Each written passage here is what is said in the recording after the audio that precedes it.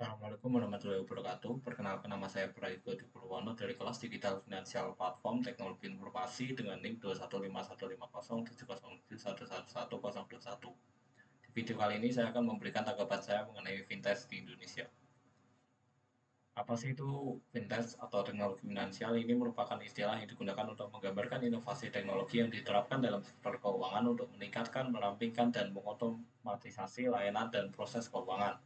Fintech mencakup berbagai produk dan layanan yang memanfaatkan teknologi untuk memberikan solusi keuangan yang lebih cepat, lebih murah, lebih aman, lebih mudah diakses oleh konsumen dan bisnis. Lalu untuk selanjutnya ada Fintech 3.0 ini merujuk pada fase ketiga dari perkembangan teknologi finansial yang ditandai oleh integrasi lebih dalam antara teknologi dan layanan keuangan, serta peningkatan adaptasi teknologi canggih seperti kecerdasan buatan AI, blockchain, dan Internet of Things atau IoT. Selanjutnya juga ada Fintech 3.5, ini adalah konsep yang memberikan evolusi lebih lanjut dalam industri teknologi finansial setelah fase Fintech 3.0. Fase ini ditandai dengan integrasi teknologi yang lebih maju, fokus yang lebih besar pada inklusi keuangan global, dan peningkatan kerjasama antara pemain fintech dan lembaga keuangan tradisional. Lalu ada pandangan tentang fintech 3.0 dan 3.5.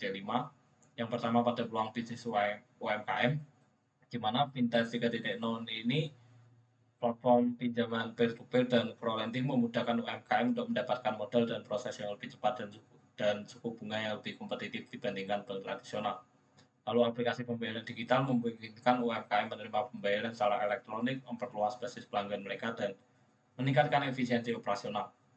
Untuk fintech 3.5 ini, teknologi hyperpersonalisasi dapat membantu UMKM mendapatkan penawaran pembiayaan yang disesuaikan dengan kebutuhan dan profil resiko mereka, meningkatkan peluang sukses dalam mendapatkan dana. Lalu integrasi dengan ekosistem keuangan yang lebih luas melalui super apps dapat memudahkan UMKM dalam mengelola keuangan mereka secara holistik, termasuk pembayaran, pencatatan, dan pelaporan. Lalu pandangan mengenai peningkatan perekonomian negara berkembang pada Fintech 3.0, mobile banking, dan layanan keuangan digital menjangkau masyarakat di daerah terpencil yang sebelumnya tidak memiliki akses ke layanan perbankan. Lalu blockchain dan teknologi ledger terdistribusi meningkatkan transparansi dan mengurangi korupsi dalam transaksi keuangan. Untuk Fintech 3.5 sendiri ini memiliki fokus yang lebih besar pada inklusi keuangan global, yang berarti lebih banyak orang di negara berkembang yang dapat mengakses layanan keuangan dasar seperti tabungan, pinjaman, dan asuransi. Untuk penggunaan blockchain yang lebih luas dan teknologi keamanan canggih meningkatkan kepercayaan dan keamanan dalam sistem keuangan yang terpenting untuk stabilitas ekonomi.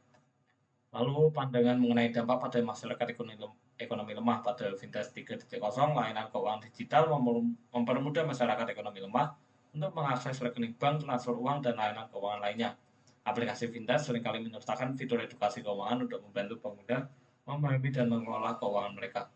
Pada fintech 3.5 ini, penggunaan teknologi AI dan machine learning untuk analisis data dapat membantu mengidentifikasi dan melayani kebutuhan spesifik masyarakat ekonomi lemah dengan lebih efektif. Lalu teknologi hyperpersonalisasi dan AI dapat memberikan pendidikan keuangan yang lebih tepat sasaran, membantu masyarakat ekonomi lemah membuat keputusan keuangan yang lebih baik.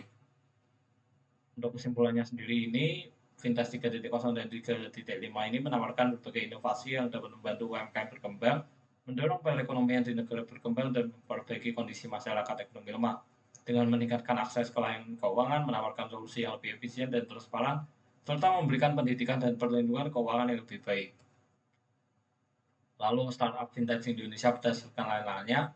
Yang pertama ada pembayaran digital ini, seperti yang kita tahu ada OVO, GoPay, Dana, Linkaja, dan masih banyak lagi. Lalu berdasarkan pinjaman, ini ada Investre, platform pinjaman, Modalku ini platform P2P lending, Coinwork ini platform yang menawarkan pinjaman P2P untuk berbagai kebutuhan. Lalu Amarta ini juga platform P2P lending yang fokus pada pembiayaan mikro. Lalu ada bank digital, ini ada Genius, bank digital dari bagian dari bank BPTN.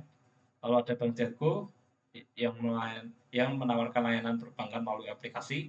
Lalu ada TMRW, ini bank digital dari UAB yang menawarkan perbankan lengkap. Lalu investasinya ada Ajaib, Bibit, Tanam Duit, Barisa, dan masih banyak lagi. Mungkin itu yang bisa saya sampaikan, kurang lebihnya saya mohon maaf. Wassalamualaikum warahmatullahi wabarakatuh.